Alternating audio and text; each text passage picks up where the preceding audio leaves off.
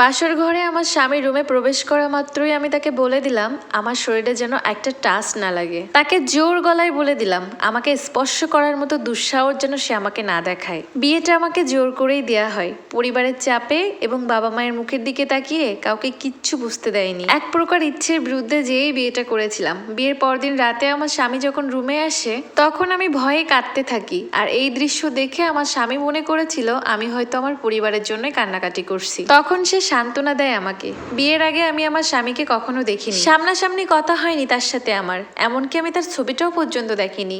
বিয়ের দিন সে যখন আমার সামনে আসে তখন আমি তাকে দেখলাম। আমার স্বামী অনেক মোটা, কালো, একদম কুৎসিত। এটা দেখার পর আমার মনটা আরো ভেঙে যায়।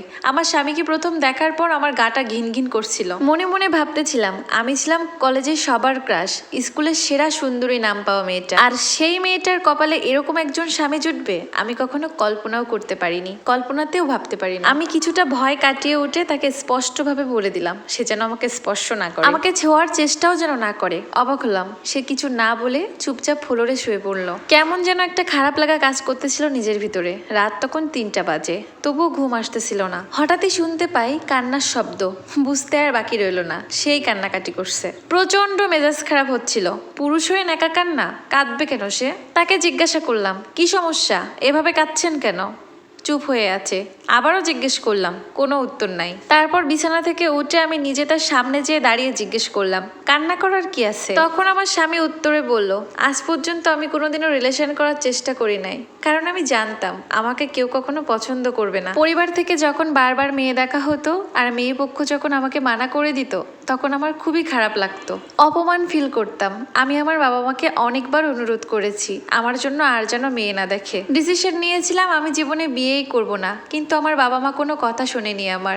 আজ আপনার সাথে আমার সবকিছু ঠিকঠাক হয়েছে, কিন্তু কিভাবে যে কি হয়েছে সেটা আমি নিজেও জানি না। তবে এতটুকু আমার বিশ্বাস ছিল আমাকে দেখার পর আপনি কখনো রাজি হবেন না, আর আপনার মতামত জানতে চাইবো সে যোগ্যতাও আমার নেই। আমাকে সৃষ্টি করেছে স্বয়ং উপরওয়ালা। আমি দেখতে কুৎসিত, এখানে আমার কোনো দোষ নেই, তবুও আমাকে নানান কথাবার্তা শুনতে হয় সবার কাছে। সবকিছু মিলিয়ে আজ আমার খুব কষ্ট হচ্ছে, খুব খারাপ লাগছে, তাই আমি কাঁদছি।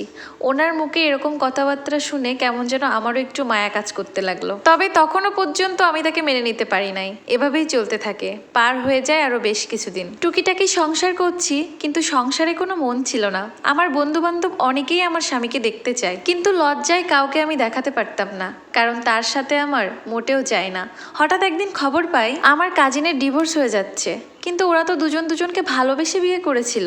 ওর হাজবেন্ড দেখতে যে কি সুন্দর, যেমন উঁচু লম্বা তেমনই হ্যান্ডসাম, আর এদিকে আমার কাজিন, ও তো দেখতে অনেক সুন্দর, কিন্তু ডিভোর্স কেন হবে ওদের? পরবর্তীতে জানতে পারলাম ওর স্বামী ওর উপরে প্রায় অত্যাচার করত, অনেক মারধর করত। সেদিন থেকে এসব ভাবতে ভাবতে আমি ডিপ্রেশনে চলে যাই। একটা সময় পর আমি অনেক অসুস্থ হয়ে যাই, এতটা অসুস্থ হয়ে যায় যে আমাকে হাসপাতালে অ্যাডমিট করা লাগে। যেদিন আমাকে হাসপাতালে অ্যাডমিট করা হয় সেদিন পুরো একটা রাত আমার স্বামী না ঘুমিয়ে আমার পাশে বসেছিল। ওনাকে একবার বলেও দিলাম আমার পাশে বসার দরকার নেই, আপনি যেয়ে ঘুমিয়ে পড়েন। উনি কোনো প্রকার উত্তর না দিয়ে আমার পাশে বসে রইল।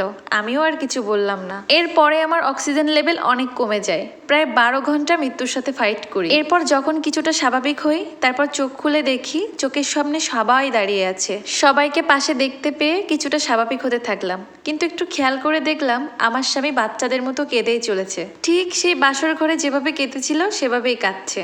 সেদিন প্রথম আমার স্বামী আমাকে স্পর্শ করে, কারণ আমি নিজেই তাকে কাছে আসতে বলি, আর সে বসে থেকেই আমাকে জড়িয়ে ধরে। সেদিন থেকে একটানা 1 সপ্তাহ যাবত সে আমাকে নিজের হাতে খাইয়ে দিয়েছে। আমার প্রত্যেকটা কাজ বলার আগে সে করে দিয়েছে। এই অসুস্থর কয়টা দিন সে আমাকে এত পরিমাণের খেয়াল রেখেছে, এত পরিমাণে যত্ন করেছে। আমি কিছুদিন পর একটু একটু করে আমার স্বামীর দিকে এগিয়ে যেতে লাগলাম। কেমন জানি অন্যরকম একটা ফিলিংস কাজ করতেছিল, আমি টান অনুভব করলাম। খেয়াল করে দেখলাম আমার স্বামী শুধুমাত্র আমাকে খাইয়ে দেয়া না, সে আমার জামা কাপড় পর্যন্ত নিজের হাতে পরিষ্কার করেছে, আমার স্নানের জলগুলো পর্যন্ত সে এনে দিয়েছে। মনে মনে ভাবতে লাগলাম স্বামী কত রকমের হয়, একজন স্বামী কিভাবে একজন স্ত্রীর এত পরিমাণে যত্ন করতে পারে। হঠাৎ কেমন জানি খেয়াল করলাম তার প্রতি আমার একটা ভালো লাগা দুর্বলতা কাজ করতে শুরু করেছে। খুব ভালোবেসে ফেলেছি বোধহয় তাকে।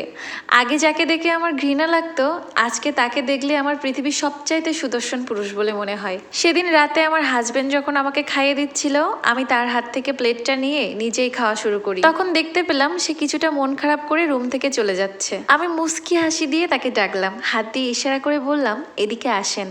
এরপর আমি তাকে খাইয়ে দিলাম। সেদিনও সে আবার কান্না করেছে। মানে এই মানুষটা যে এত কাঁদতে পারে, শুধু কাঁদতেই থাকে। তারপর আমি তাকে চোখ রাঙিয়ে বললাম, আজকের পর থেকে যদি কোনোদিনও আর আপনাকে কাঁদতে দেখেছি, একদম ছেড়ে চলে যাব, এই বাড়ি ছেড়ে চলে যাব, আপনার জীবন ছেড়েও চলে যাব। দেখতে দেখতে আমার সংসার জীবনের একটা বছর পার হয়ে গেল।